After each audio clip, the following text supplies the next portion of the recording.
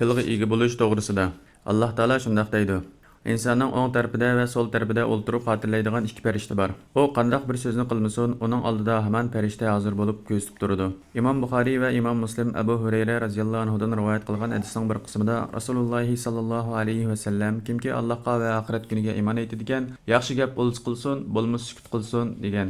İmam Navaviy rahimahulloh mundaq deydi: Birov bir gapni demoqchi bo'lsa, demoqchi bo'lgan gapi yaxshi gap bo'lsa, shundaqla u shu so'zi sabablik savobga erishadiganligiga jazm qilsa, demoqchi bo'lgan gapining vojib yoki mustahab bo'lishidan qat'iy nazar uni desin. Lekin birov demoqchi bo'lgan gapi orqali savobga erishadiganligiga jazm qila olmasa, demoqchi bo'lgan so'zi harom, makruh yoki mubah bo'lishidan qat'iy nazar bu so'zni qilishdan o'zini tarsin. Bu ma'nodan aytganda harom yoki makruhga tushib qolishdan saqlanish uchun mubah so'zlardan o'zini tortish mustahabdir.